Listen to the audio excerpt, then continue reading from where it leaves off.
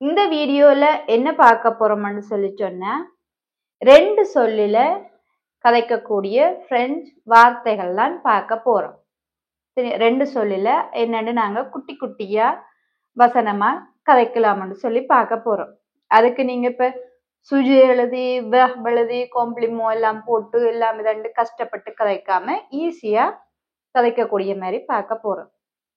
வீடியோக்கு போறதுக்கு முதல் இத திறவுங்கள், இத திரைங்க என்று சொல்றத என்னண்டு பிரெஞ்சுல சொல்லுவோம்னு சொல்லி எனக்கு கமெண்ட்ல எழுதுங்க. உங்களுக்கு என்னோட கூது ஃபான்ஸை படிக்கணும், குறிப்பா பிரெஞ்சு கதைக்க பழகணும்னு சொல்லி சொன்னா என் மெயில் அட்ரஸுக்கு மெயில் அனுப்புங்க. உங்களுக்கு என்னோட கூது ஃபான்ஸை வாரத்துக்கு நிறைய பேர் சொல்றீங்க டைம் பிரச்சனையா இருக்குன்னு சொல்லி. அப்படியான ஆட்களுக்காகவே நான் மெம்பர்ஷிப் ஆன் பண்ணியிருக்கிறேன். நீங்க அதுல ஜாயின் பண்ணி ஒவ்வொரு கோர்ஸா உங்களோட விருப்பம் போல நீங்க படிச்சு கொள்ளலாம். இப்ப வாங்க அந்த 2 சொல்லில என்னண்டு பிரெஞ்ச கதைக்கிறேன்னு சொல்லி பார்ப்பேன். சரி, அதுல முதலாவது வியா இஸ்ஸி. வடிவா பாருங்க, நான் சொல்ல போற எல்லாமே 2 சொல்லிலான் இருக்கும். வியா ஒரு சொல்லு, இஸ்ஸி ஒரு சொல்லு. சரியா, மொத்தமா 2 சொல்லு. வியா இஸ்ஸின்னு சொன்னா இங்கே வா. சரியா, ரெண்டாவது mange bien, mange bien என்று சொன்னா நல்லா சாப்பிடு. சரி, வடிவா சாப்பிடு. இப்ப வாக்கள் சாப்பிட்டு இருக்கீங்க நான் சொல்லுவேன் தானே, நல்லா சாப்பிடுங்க இல்ல வடிவா, அதுதான் mange bien. சரி, அடுத்தது regarde ça, regarde ça சொன்னா இத பார், இத பாருன்னு சொல்றோம். இதுல நீங்க வு பாவிச்சு கூட எல்லாத்துக்குமே சொல்லலாம். நான் இப்ப சூவுக்குரிய இதுலதான் சொல்லுவேன், தவிர நீங்க அதுக்கேற்ற மாதிரி வு பாவிச்சு கூட சொல்லலாம். சரியா, பூன்னு சொன்னா வுவுக்கு ஏற்ற மாதிரி கான்ஜுகேஷன் பண்ணி இப்ப நிறைய பேரை சொல்ல போறீங்கன்னு சொன்னா regarde ça-ன்னு சொன்னா இங்க பாருங்க. சரியா, அடுத்தது attends-moi, attends-moiன்னு சொன்னா எனக்காக காத்திரு. எனக்கு கொஞ்சம் வெயிட் பண்ணி நான் வாரணும்னு சொல்லுவேன் தானே, அதுதான் attends-moi. அடுத்தது écoute bien, écoute bienன்னு சொன்னா கவனமா கேளுங்க, இல்லாட்டி வடிவா கேளுங்க. நான் சொல்றத வடிவா கேளுங்க இல்ல கவனமா கேளுங்கன்னு சொல்லுவேன், அதுதான் écoute bien. அடுத்தது parle fort, parle fort என்றா சத்தமா கதை. இப்ப ஒரு ஆக்கள் மெதுவா கதைச்சா விளங்காது, அப்ப சத்தமா கதைன்றதுக்கு தான் நாங்க என்ன சொல்லுவோம், parle fort. அடுத்தது sois prudent, sois prudent சொன்னா கவனமா இரு.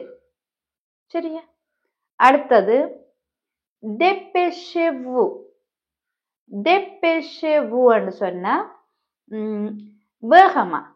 இப்ப நீங்க ஒரு இடத்துக்கு வலிக்கிட்டு போறீங்க, ரெடியாகி எல்லாம் போறீங்க, ஒரு ஆள் லேட் ஆகுது இல்ல வேகமா போகணும் வாங்கன்னு சொன்னா dépêchez-vous சொல்லலாம். சரியா, அடுத்தது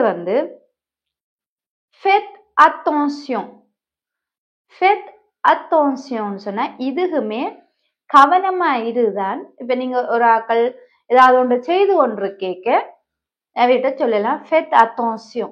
பிள்ளைகள் விளையாடி கொண்டிருந்தாலும் சரி இல்ல ஒரு ஆக்கள் ஏதாவது ஒன்று செய்து கொண்டிருந்தா நீங்க வீட்ட சொல்லலாம். அடுத்தது prends ça, prends ça-ன்னு சொன்னா இத எடு, prends ça-ன்னு சொன்னா இத எடு. அடுத்தது calme-toi, calme-toi-ன்னு சொன்னா அமைதியா இரு, calme-toi. அடுத்தது bon voyage, bon voyageன்னு சொன்னா ஒரு ஆக்கள் பயணம் வலிக்கிட்டு போயினும் இல்ல வக்கோன்ஸுக்காக எங்கேயும் ஒரு பயணமா போயினும்னு சொன்னா அவையோட அந்த பயணம் நல்லா அமையட்டும்ன்றதுக்கு தான் நாங்க இது ஒரு வாழ்த்து மாதிரி சொல்றது bon voyage. சரியா, அடுத்தது ça marche, ça marche என்று சொன்னா இது வந்து ஓகே தக்கோன்றத அர்த்தம். சரியா? இப்ப ஒரு ஆக்கள் ஏதோ ஒன்று உங்கள்கிட்ட சொல்லினோம்னு சொன்னா அவையோட கருத்தோட நீங்க ஒத்துக்கொள்றீங்கன்னு சொன்னா ça marche. சரி, அடுத்தது வந்து soyez gentil. soyez gentil என்று சொன்னா அன்பாயிரு. அன்பாயிருன்னு சொன்னா இது என்னன்னு சொல்றேன்னு சொன்னா, இப்ப நீங்க ஒரு ஆக்கள்கிட்ட ஒரு விஷயத்த கேட்குறீங்க.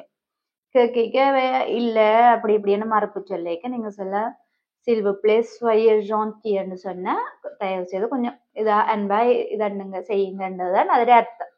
சரியா? அடுத்தது வந்து lisez attentivement. lisez attentivement சொன்னா கவனமா வாசிங்க, இல்லாட்டி கொஞ்சம் இதா கவனமா படியுங்க என்றத அர்த்தத்துல வரும். சரியா? அடுத்தது வந்து bougez pas. bougez pasன்னு சொன்னா அசையாத, நகராத. ஒரு இடத்துல இருக்க ஒரு ஆக்கள் அங்க மிஞ்சுமா செஞ்சா அசையாதேன்னு சொல்லலாம். bougez pas. அடுத்தது lève toi. lève toiன்னு சொன்னா எலும்பு. lève toiன்னு சொன்னா எலும்புன்னு அர்த்தம். அடுத்தது வந்து dors bien. dors bienன்னு சொன்னா வடிவா நித்திர கொள்ளு, நல்லா நித்திர கொள்ளு. சரியா? அடுத்தது வந்து ferme ça. ferme ça சொன்னா இத மூடண்ட அர்த்தம். இப்ப ஏதாவது ஒன்று திறந்திருந்தா மூடி திறந்திருந்தா என்னவோ இத மூடண்ட அர்த்தம். இதே வந்து உங்களோட ஃப்ரெண்ட் ஆக்களுக்குள்ள இல்ல உங்களோட ஃபேமிலி மெம்பர்ஸுக்குள்ள சொல்ல போறீங்கன்னு சொன்னா ferme ça சொன்னா இதுக்கு இன்னொரு அர்த்தம் இருக்கு. வாயை மூடன்னு சொல்லியும் எடுத்துக்கொள்ளலாம். சரியா? அடுத்தது வந்து bonne idée. bonne idée என்று சொன்னா நல்ல யோசனை. ஒரு ஆட்கள் வந்து ஒரு ஐடியா சொல்லினும் ஏதாவது ஒரு சம்பந்தமா ஒரு ஐடியா சொல்லிடணும்னு சொன்னா அது உங்களுக்கு பிடிச்சிருந்தா நீங்க bonne idée என்று சொல்லலாம். அடுத்தது வந்து bonne chance. bonne chance என்று சொன்னா இது ஒரு வாழ்த்து. குட் லக்னு சொல்லுவோம் தானே, அதுதான் bonne chance. சரி, இப்ப ஏதாவது ஒரு நல்ல விஷயம் செய்ய போயிடணும்னு சொன்னா அவைக்கு நாங்க bonne chance சொல்லி வாழ்த்தலாம். இதுதான் பிரெஞ்சுல வந்து 2 சொற்களை பாவிச்சு நாங்க கதைக்கக்கூடிய வார்த்தைகள். இத வந்து நீங்க உங்களோட வீட்டுக்குள்ள உங்களோட குழந்தைகளோட இல்ல உங்களோட ஃபேமிலியில இருக்கிறார்களோட கூடயும் நீங்க கதைச்சு பழகலாம். நீங்க பெருசு பெருசாத்தானே ஆரம்பத்துல கதைக்கணும் இல்ல, நீங்க ஆரம்பத்துல இப்படி குட்டி குட்டியா போட்டு கூட நீங்க கதைச்சு பழகலாம். சில வெளியில விளையாடுற குழந்தை பிள்ளைகள சின்ன சின்ன பிள்ளைகள்கிட்ட நீங்க காது கொடுத்து கேட்டு பாத்தீங்கன்னா கூடுதலுமே இந்த 2 வார்த்தை உள்ள சொற்களை இந்த இதுகளைத்தான் வாக்கியங்களைத்தான் கதைப்பேன். சரியா? viens ici, ferme ça நிறைய எங்களை காதுக்குள்ள கேட்கக்கூடிய மாதிரி இருக்கு. நீங்களுமே இதையுமே முதல் ஆரம்பத்துல கஷ்டப்படாம இதை பாவிச்சு கதைச்சு பழகுங்க.